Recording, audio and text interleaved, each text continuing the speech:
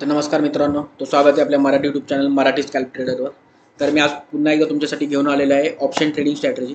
कारण मी जस्ट आता कमेंट वाचत होतो, तर त्यामध्ये भरपूर लोकांचे असे प्रश्न पडले की ही स्ट्रॅटेजी आम्ही स्टॉकमध्ये वापरू शकतो का? ही स्ट्रॅटेजी आम्ही ऑप्शन बँक निफ्टीमध्ये वापरू शकतो का? तर ज्या पण मी स्ट्रॅटेजी सांगणार आहे त्या तुम्ही स्टॉक प्लस ऑप्शन ट्रेडिंगसाठी बँक निफ्टी किंवा निफ्टीमध्ये ऑप्शन बाईंगसाठी तुम्ही ही वापरू शकता. ठीक आहे. तर आजची स्ट्रॅटेजी मी तुम्हाला पहिली कंडिशन सांगतो आजच्या स्ट्रॅटेजीची. इंडिकेटर कोणते कोणते आहेत with help of price action, म्हणजे आपण थोडी प्राइस ॲक्शन पण बघणार आहे आणि प्लस इंडिकेटर पण बघणार आहे. ठीक आहे. तर मी तुम्हाला जस्ट सांगतो की आपल्याला इंडिकेटर कोणते वापरणार आहे ते सांगतो मी.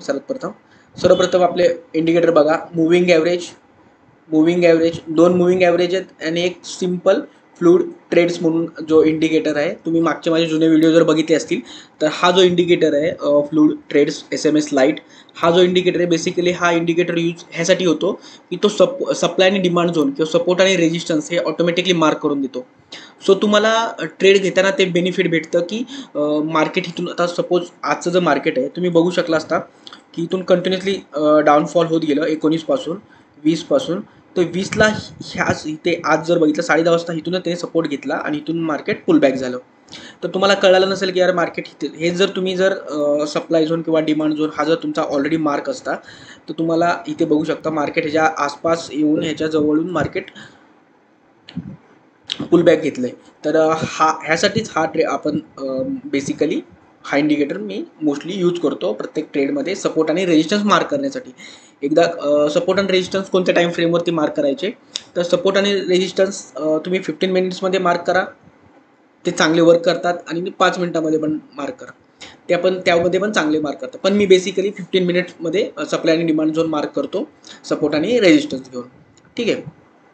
आणि जे मुव्हिंग ॲव्हरेज जे वापरले आहेत तर ते बेसिकली आपण एक 10 वाला मुव्हिंग ॲव्हरेज आणि एक लेंथ 20 वाला मुव्हिंग ॲव्हरेज, हे दोन मुव्हिंग ॲव्हरेज आणि प्लस फ्लूड ट्रेड्स म्हणून जो आहे तो SMS लाईट, त्याची डिफॉल्ट सेटिंग आहे, त्यामध्ये आपण काय चेंजेस केलेले नाही तरी तुम्हाला दाखवतो.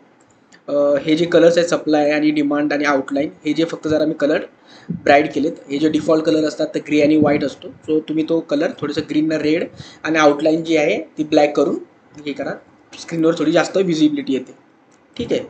हे आपले जर इंडिकेटर तर झाले, त्याचे सेटिंग्स पण झाल्या, कोणते कोणते इंडिकेटर आपल्याला बघायचे म्हणजे जे सेटिंग करणार आहेत ते. तर आता आपण बघूया की ट्रेड इनिशिएट कधी करायचा. ठीक आहे. असं नाही की हा ट्रेड तुम्हाला दररोज भेटेल किंवा दर 2 दिवसाला भेटेल, बॅक टू बॅक 3 दिवस पण भेटेल. पण आपल्याला ट्रेड हा तेव्हाच करायचा आहे जेव्हा आपला सेटअप सप्लाय आणि डिमांड झोनला जर मुव्हिंग ॲव्हरेज क्रॉसओव्हर होत असेल तर. सपोज आपला जर 10 मुव्हिंग ॲव्हरेज, आपला जो हा ब्लू कलरचा आहे तो 10 मुव्हिंग ॲव्हरेज आहे हा वाला, आणि हा जो ग्रीन कलरचा आहे तुम्हाला दाखवतो, हा ब्लू वाला आहे, हा आहे 10 मुव्हिंग ॲव्हरेज, आणि हा जो आहे हा 20 मुव्हिंग ॲव्हरेज. ठीक आहे. हे तुम्हाला कळालं. ज्यावेळेस 10 मुव्हिंग ॲव्हरेज 20 मुव्हिंग ॲव्हरेजला क्रॉसओव्हर करतो, पण हा क्रॉसओव्हर कुठे झाला पाहिजे, सप्लाय आणि डिमांड किंवा सपोर्ट आणि रेजिस्टन्सच्या नियर बाय झाला पाहिजे. सपोज तुम्ही हा बघू शकता, सिम्पल मी तुम्हाला एक सेटअप सांगतो. इथून मार्केटने सपोर्ट घेतला, ठीक आहे, इथून सपोर्ट घेतला, तुम्ही इथे पण ट्रेड इनिशिएट करू शकता. पण आपल्याला थोडंसं अजून कन्फर्मेशन पाहिजे, तर आपण अजून कन्फर्मेशनसाठी वेट करणार की अरे मार्केट इथे कॉन्सॉलिडेट होतंय. मार्केट इथून ब्रेकआउट देऊन पण खाली पण मार्केट येऊ शकतो, कारण सकाळपासून 2 दिवसापासून जर त्या ट्रेंड बघितला 19 तारखेला तर कंटिन्युअसली ते डाऊनफॉल होत होतं.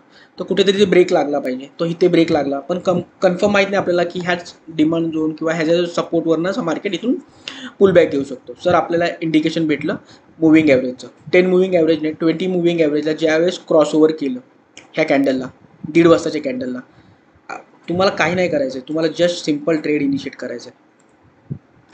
इथे जर तुम्ही इथे 1:30ला क्रॉसओव्हर झाला, इथे जर तुम्ही ट्रेड इनिशिएट केला असता, स्टॉप लॉस ठेवला असता मुव्हिंग ॲव्हरेजच्या खाली, म्हणजे जवळ 40 पॉईंटचा, टार्गेट तुमचं ठेवलं असतं 1:2 किंवा 1:3, 1:2.5 आणि 3 मोर दॅन इनफ झालं. ठीक आहे. बघा, तुमचं टार्गेट लगेच अचीव झालं असतं. तर आपली कंडिशनची क्रायटेरिया हाच आहे की जे क्रॉसओव्हर होईल ते सपोर्ट आणि रेजिस्टन्स किंवा सप्लाय आणि डिमांडच्या नियर बाय झालं पाहिजे. ठीक आहे. तर आपण अजून एक ट्रेड बघूया. आता हा ट्रेड बनला आहे, तो हा ट्रेड तुम्ही घेणार का? नाही घेणार, कारण की सप्लाय अँड डिमांड किंवा सपोर्ट अँड रेजिस्टन्सच्या नियर बाय कुठेच नाही आहे. हा मध्ये झाला आहे क्रॉसओव्हर, हा पण ट्रेड इनिशिएट झाला आहे पण आपल्या कंडिशनला मीट नाही होत आहे, सो आपण तो ट्रेड अवॉइड करणार. ठीक आहे. सपोज अजून तर हा सेटअप बनतोय आपला. वरती बघू शकता रेजिस्टन्स आहे, पहिली कॅन्डल एवढं डाऊनफॉल झाली, सेकंड कॅन्डलला एवढा मोठा डाऊनफॉल झाल्यानंतर एखादा नवीन ट्रेडर असेल तो विचार करतो की यार ही जी कॅन्डल आहे ह्या कॅन्डलने एवढा मोठा डाऊनफॉल दिलेला आहे. बघू शकता 15 मिनिट 250 पॉईंटची कॅन्डल आहे. सो माणूस सगळं विचार करतो की एवढं जर पॅनिक सेलिंग झालं आहे मार्केटमध्ये तर मी ट्रेडमध्ये एंट्री करू का नको करू. बरोबर आहे, नवीन ट्रेडर आहे, ऑब्विसली 250 पॉईंट जर मार्केट 15 मिनिटच्या कॅन्डलमध्ये जर मार्केट पडत असेल तर पी घेताना माणूस एखाद्या वेळेस विचार करणार. ठीक आहे. पण ते तुम्ही बघू शकता डबल कन्फर्मेशन हेच आहे की वरती रेजिस्टन्स आहे. ठीक आहे, थोडंसं लांब आहे पण वरती रेजिस्टन्स आहे, सपोर्ट बघू शकता भरपूर खाली आहे. तर आपण एक 40-50 पॉईंटची रिस्क घेऊन आपण इथे ट्रेड इनिशिएट केला असता तरी आपल्याला एक चांगला रिस्क रिवॉर्ड रेशो भेटला असता. ठीक आहे. इथे क्रॉसओव्हर भेटला आपल्याला ह्या कॅन्डलला, तर ऑब्विसली तुम्ही ह्या कॅन्डलला ट्रेड इनिशिएट केला असता, स्टॉप लॉस तुम्ही ठेवला असता इथे एक 40 पॉईंटचा आणि टार्गेट तुम्ही 1:3. ठीक आहे.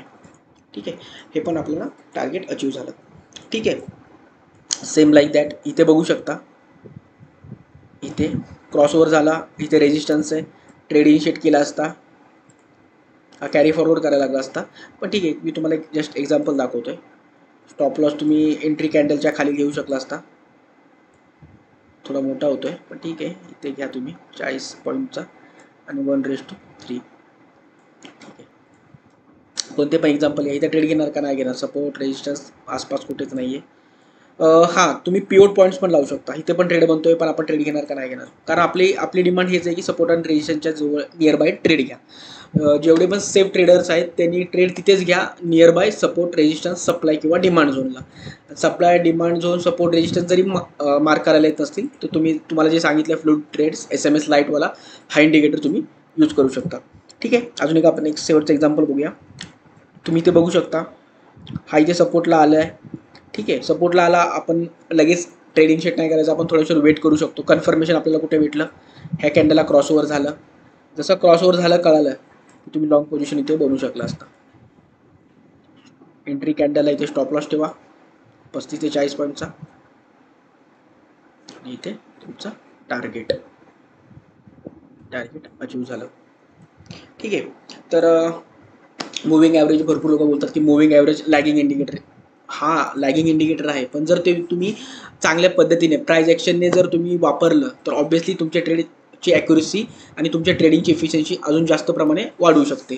तर हा जर तुम्हाला सेटअप माझा आवडला असेल तर प्लीज व्हिडिओला लाईक करा आणि कमेंट करायला विसरू नका. आणि अशा नवनवीन जर व्हिडिओ माझ्या चॅनलवरती बघायचे असतील तर चॅनलला सबस्क्राईब करायला विसरू नका. थँक्यू.